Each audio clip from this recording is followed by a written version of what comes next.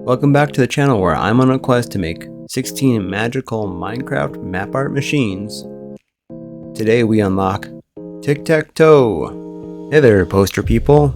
Today I would like to show you my latest map art creation, a fully functional Tic Tac Toe game in vanilla Minecraft using a map art display that requires no commands, no mods, and no data packs. And no, you don't need a computer science degree or a higher Redstone education. So if I can build this, then you can too. In this video, we will go through every step of the process from prototyping through problem solving to playing. So let's start by defining what we know. We already know the goal of making a vanilla Minecraft tic-tac-toe game. Vanilla meaning no commands, no mods, and no data packs. The biggest feature is the map art display and has a single input panel instead of a input panel for each player. This means there needs to be turn detection with a switch player option. Also, wind detection with an animation would be cool. And finally, a reset button for when the game is over. Oh, and I just realized something. My name is Posterboy because I make map art which looks like posters. So I'm gonna name these poster displays. Yeah, poster display. I'm going to trademark that. It's important to understand the redstone flow in the planning stage as much as possible. So let's start a flowchart. Obviously we need an input. The inputs need to be controlled by the player selector, which will act like a filter to the 9 display cells, but also control the player turn animation. The 9 display cells need to communicate to a wind detector that will control the wind animation on the poster display before the game is over and reset. So here we are at the beginning of it all, a blank canvas that will become tic-tac-toe. I started by making a border. A single line looked too thin, so it was doubled for aesthetics and also makes the math easy.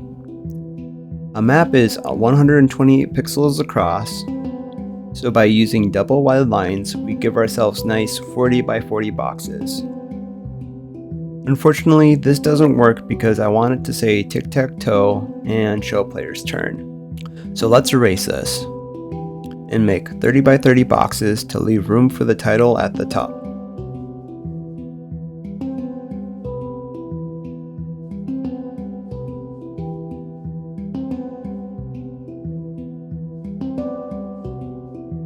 Let's put the player icons here and here. We'll figure out what to do with the rest of the space later.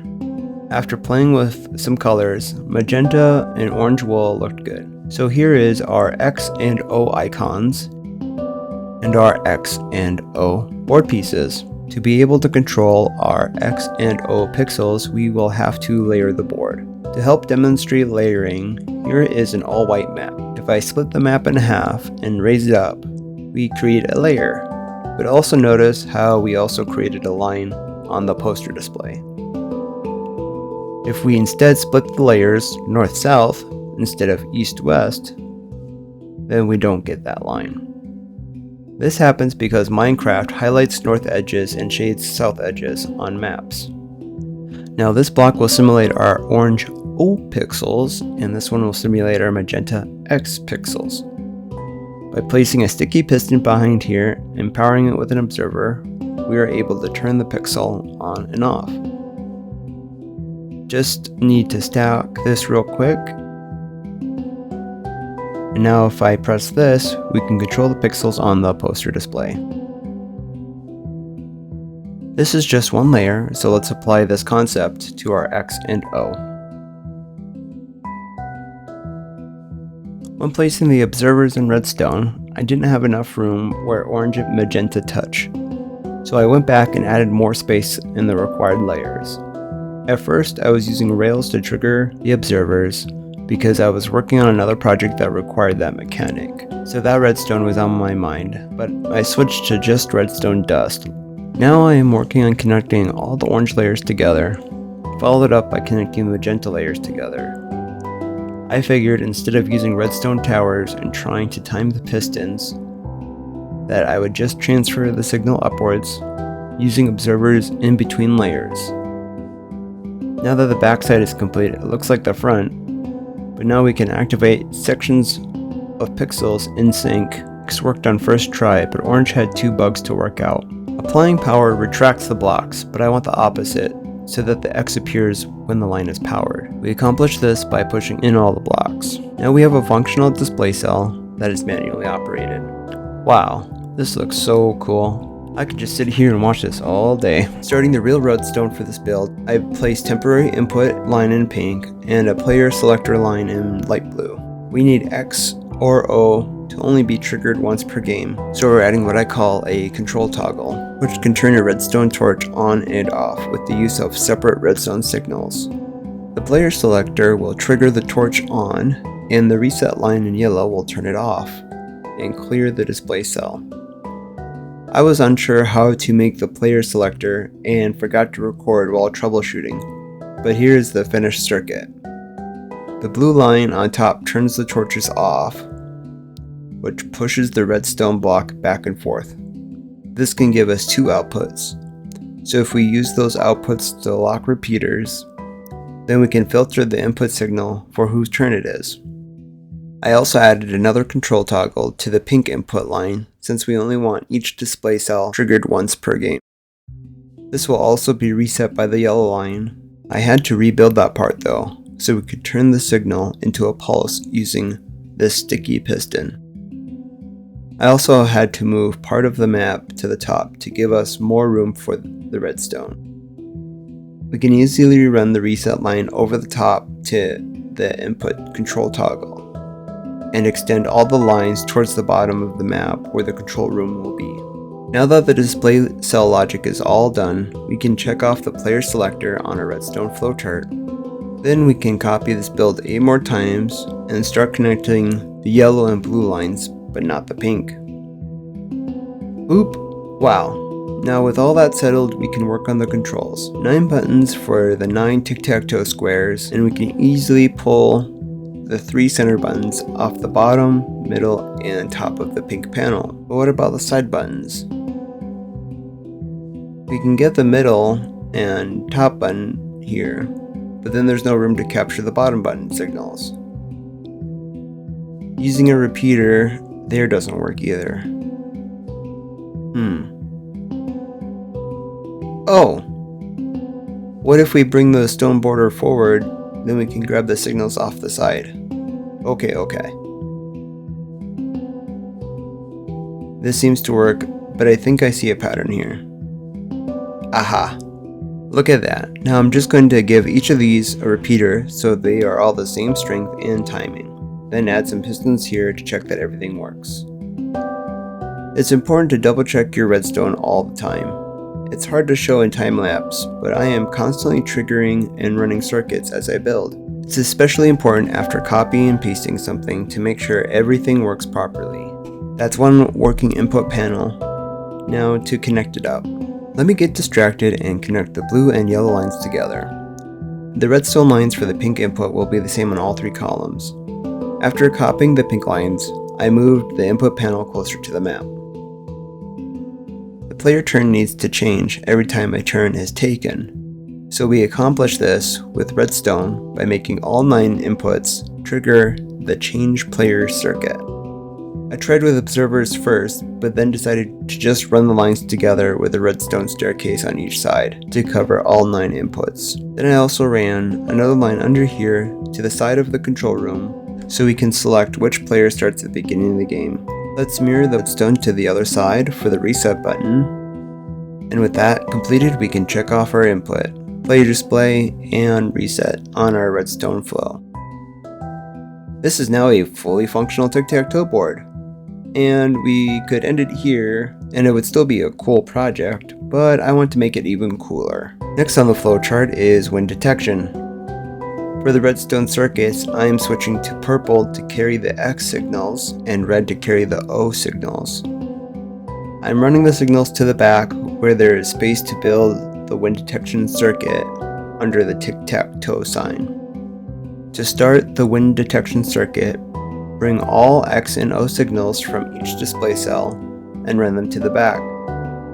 We are about to start what I call a waffle circuit because of the crisscross pattern. The waffle circuit works by taking multiple inputs and crossing them with multiple output lines underneath, but the specific trigger conditions can be customized with torches. Waffle circuits come in many sizes, but for Tic Tac Toe we have 9 inputs from placed pieces and 8 outputs representing the 8 win conditions. Then, with redstone torches, we can say line 7, 8, and 9 trigger the win condition for 3 in a row on the left column. Remember to test your circuits. Here I am using redstone blocks to trigger the redstone inputs to make sure each output is correct. Finally, all the win outputs are connected together so that anytime the win condition is met, it triggers the win condition animation for O. Then we are going to make basically the same thing on top, but with the purple X lines. I guess we're making a stack of waffles. For X, the outputs are on the opposite side to run to the left side of the board. With the torches placed and tested, we have completed the wind detection section of the Redstone Flow. Moving on to animations, I want to make a simple selection animation to show on the poster display whose turn it is. I started by layering the blocks, then building the redstone behind it, and placing the pixels last. Triggering the sides with observer chains will give us a cool rolling effect. To operate this, we can simply extend the nearest light blue player selector signal and build a player selector here using only one output to control the animation. Using the blank space, I decided the win animation can consist of WIN being displayed under the corresponding player. Unlike the other display cells, I filled in the empty spaces here with white so the elevation shades and highlights don't show. This is where we run the output of the wind detecting waffle to the win animation.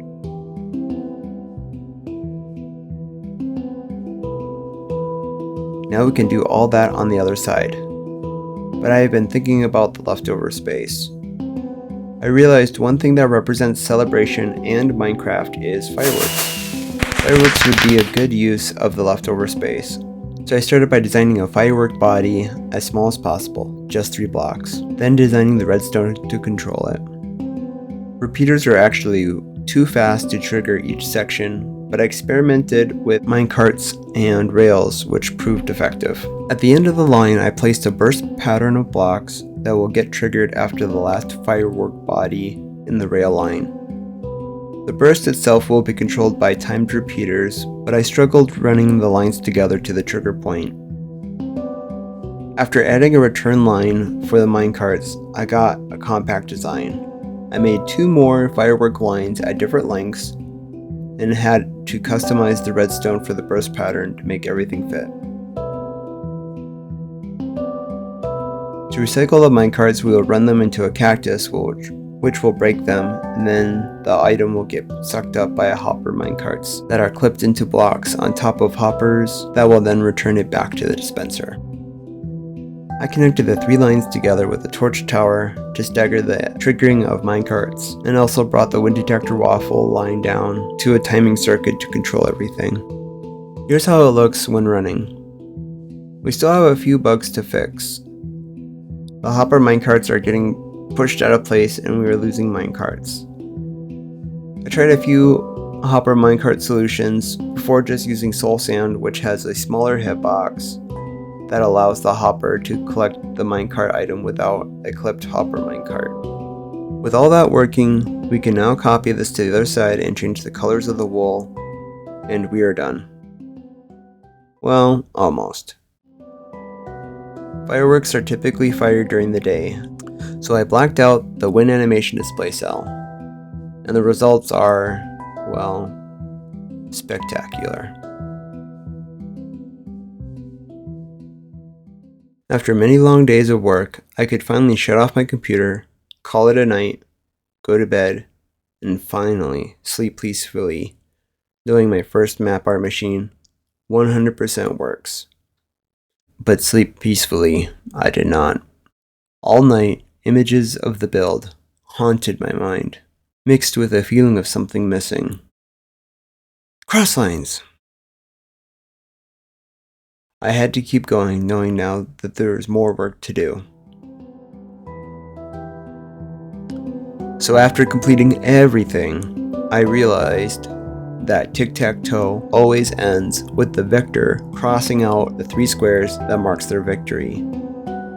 This left me with a feeling of incompleteness, but I realized that our waffle circuit already knows which display cells are the winning cells.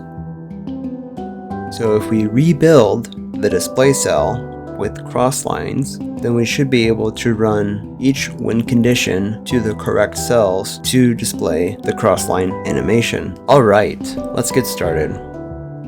I did not save the basic X and O shapes, so I'll have to reverse engineer the previous cells. Pushed out the X and O, then deleted all the glass, observers, and pistons, then changed the wool to concrete powder so it would drop out of the way. After quickly deleting the sand, I proceeded to flatten the layers to get our original shapes. Designing the new cross lines will go quickly since they are basic shapes. Now we can layer the new shapes, condensing where we can to save space. Back to the cross lines, I started the redstone for them, connecting the / layers, then the / layers respectively. Wow, that is like twice the height of the original one. Then wired the other 2 cross lines. I followed up with X redstone, but was already running into some space issues and had to move quite a few redstone lines to fit O as well.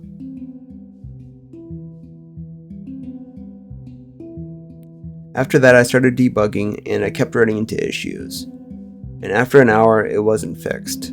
So I tore out all the redstone and restarted.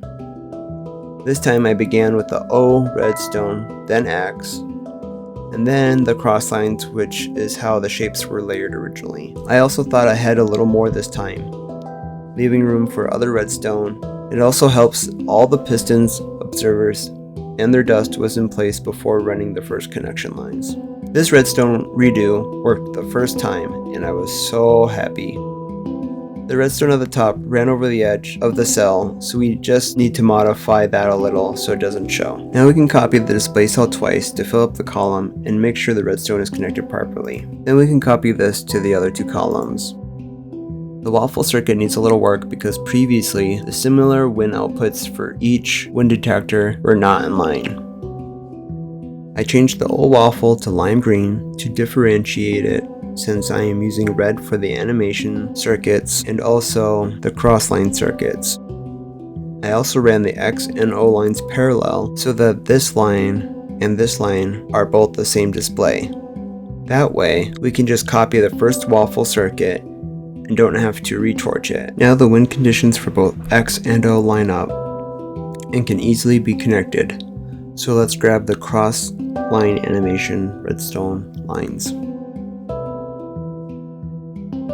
I struggled at first trying to connect the output to the correct line, and was about to make redstone spaghetti when I realized something I said earlier.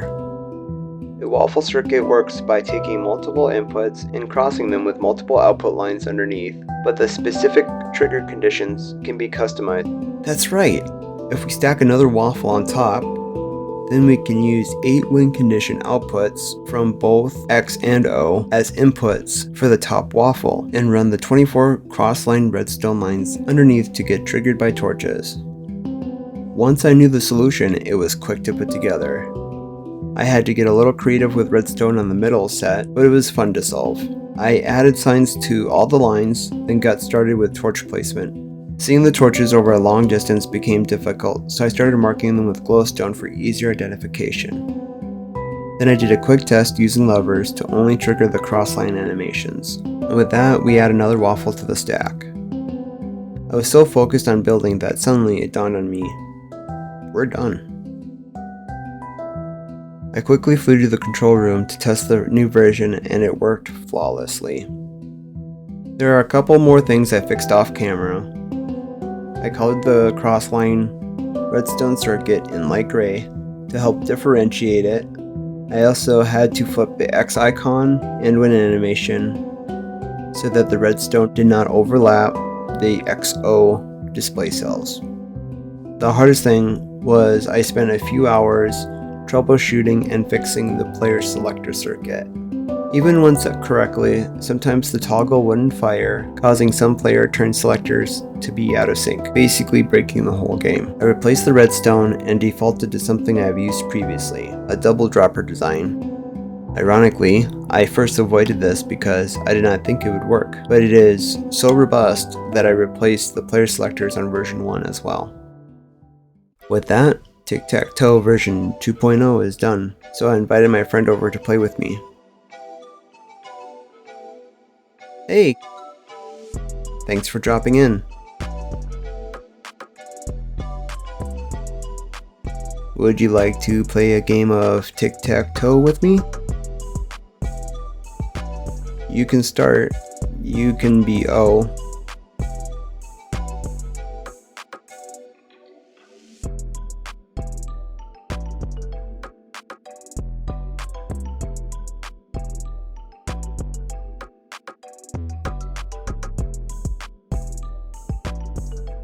Looks like I won this round. Would you like to go for best 2 out of 3?